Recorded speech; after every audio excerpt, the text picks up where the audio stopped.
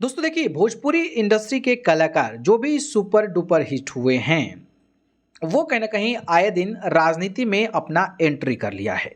और राजनीति में जब वो एंट्री किया है और किसी बड़े पद पर चले गए हैं, तो फिर उनका क्या हाल हुआ है। और पवन सिंह को लेकर भी चर्चाएँ हो रही है कि क्या पवन सिंह का अब करियर खत्म होने वाला है? क्या जो ये सुपरस्टार वाला लाइन है, उसमें अब उतना ज़्यादा दिलचस्पी नहीं दिखाएँगे? ऐसे कई सारे सवाल लोगों के ज़हन में गूंज रहे थे, तो मुझे लगा कि चलिए अपने दर्शकों को कुछ इन्फॉर्मेशन देता हूँ और उन लोगों से भी जानने की कोशिश करता हूँ कि आखिरकार क्या ऐसा है। तो सबसे पहले हम बात करते हैं मनोज तिवारी की।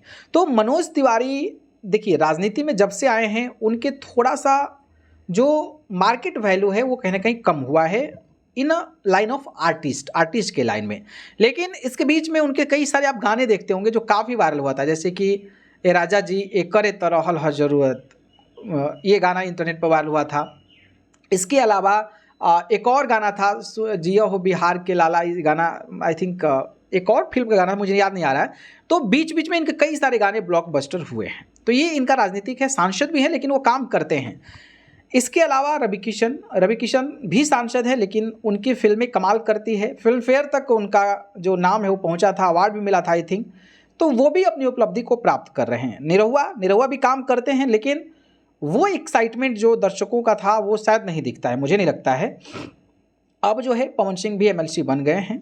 तो कुछ लोगों का ये कहना है कि पवन सिंह एमएलसी बन गए हैं तो उनके गाने कम आएँगे और उनकी वैल्यू कहीं न कहीं घटेगी। लेकिन मुझे लगता है कि देखिए, भोजपुरी इंडस्ट्री में अभी भी कोई टक्कर में नहीं है। खेसारी लाल यादव और पवन सिंह के कोई ऐसे कंपैरिज़न में नहीं है, कॉम्पिटिशन में नहीं है कि वो इन लोगों को बहुत ज़्यादा डाउन कर सके। और इनफैक्ट जब पवन सिंह एमएलसी बन गए हैं तो एमएलसी तो बन ही गए हैं लेकिन उनके गाने आएँगे। लेकिन ये भी है कि उनके जो गाने आएँगे वो बड़े कमाल के गाने आएँगे और वो गाने वायरल भी होंगे, ऐसा मैं मानता हूँ।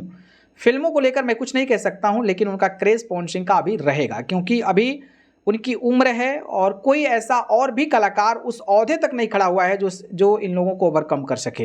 तो मुझे नहीं लगता है कि राजनीति में आने के बाद पवन सिंह एमएलसी बनने के बाद उनका स्टारडम डाउन हो जाएगा या फिर करियर डाउन हो जाएगा। मुझे लगता है कि हाँ, वो एक पद पर चले गए हैं, थोड़ी-सी डिसिप्लिन, अनुशासन जो है उसको फ़ॉलो अप करना पड़ेगा। लेकिन पवन सिंह जो हैं वो काम अपना करते रहेंगे, थोड़ा लेट करेंगे लेकिन उनका दबदबा बना रहेगा, जहाँ तक मेरा मानना है।